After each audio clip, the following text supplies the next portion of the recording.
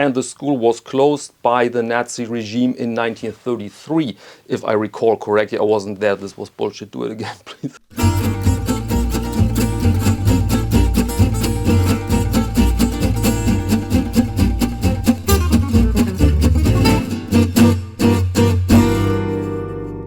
Bauhaus, that's a very good topic because people ask frequently what's the best Bauhaus watch, what's the truest Bauhaus watch, what's a real Bauhaus watch, is there a quality difference between Stova and Laco, and so on and so on and so on.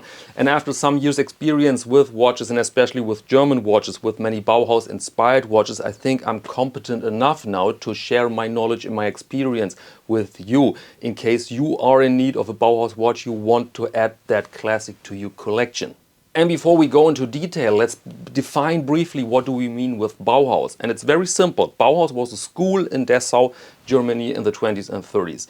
And there they tried to make a bridge between, let's say, arts and crafts, so finer things where you could see the human hand, and industrial design, so mass production with straight lines with a great functionality, but not ugly. This was the task for the Bauhaus. And by the way, the German word Bauhaus means something like construction house, but it sounds for German ears very artificial. It's not a real word. Nobody would use that word in a normal conversation. And so today it's only for this design school or this design overall and a chain of DIY stores.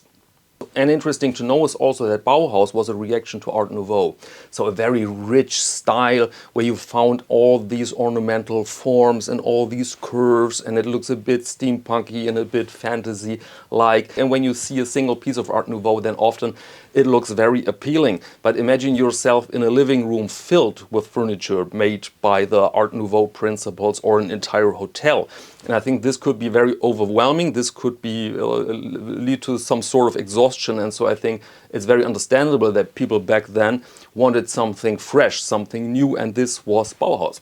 And now let's bring it to watches. There's often the question, is there a true Bauhaus watch? And the very simple answer is no, because Bauhaus was active in the 20s and early 30s.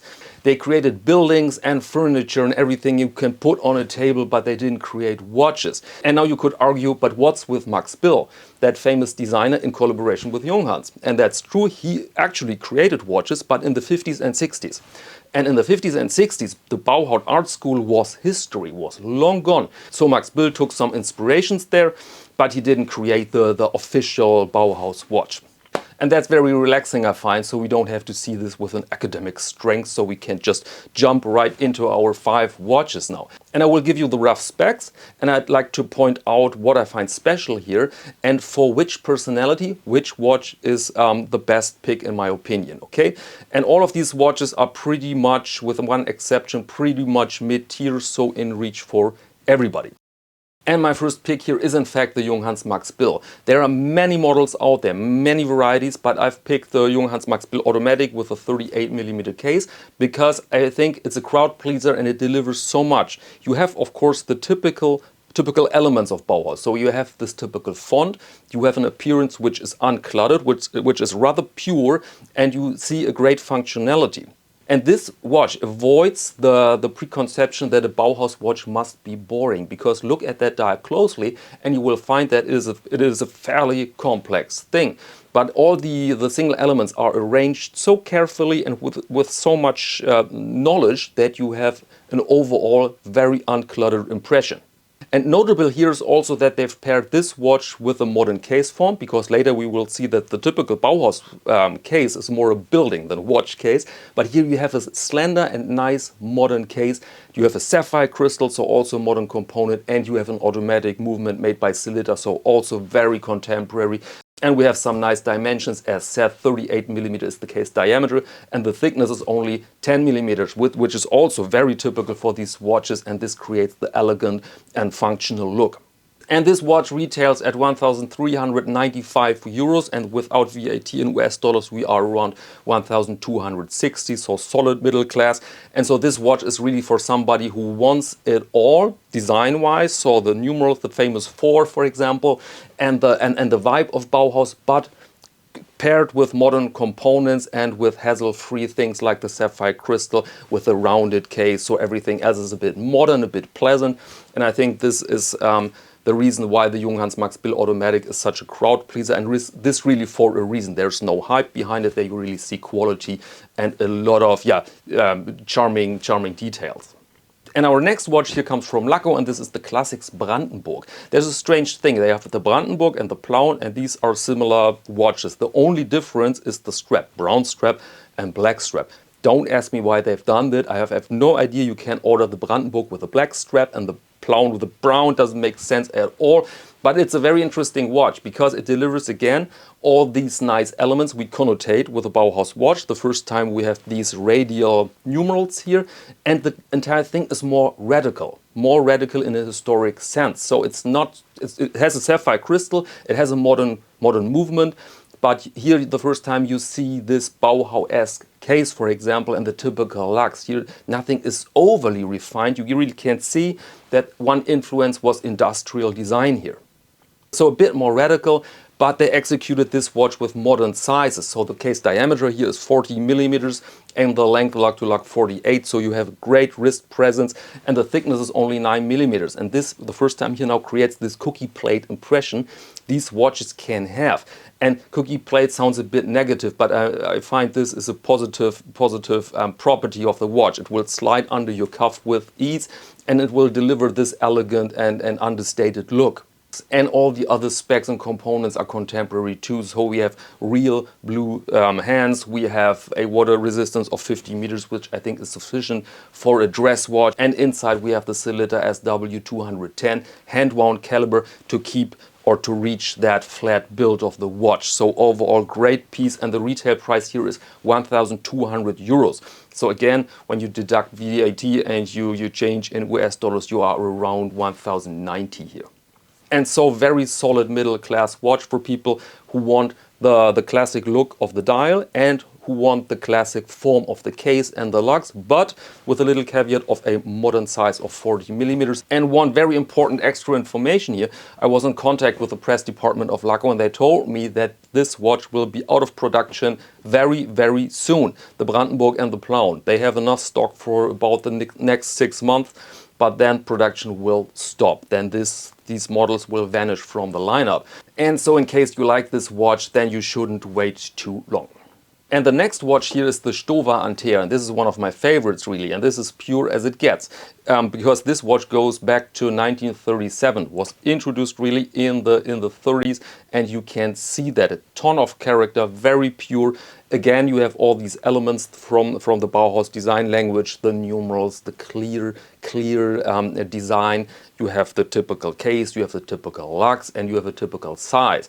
I mean, a watch back then in the 30s came with a case diameter of 33 or 34, and here we have 35.5, so a smidgen under 36, which can be seen as a very classy size today.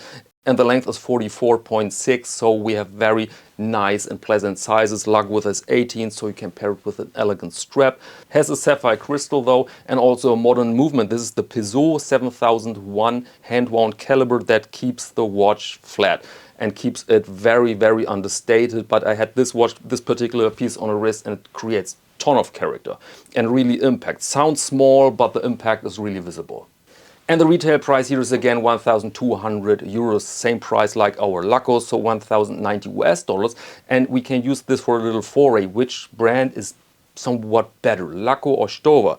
Because people ask this all the time, and I handled many watches from both brands, and I was in contact with the customer service of both brands. And so bottom line, there is not so much of a difference, to be honest. The quality is on one level, the prices are on one level, the components are on one level.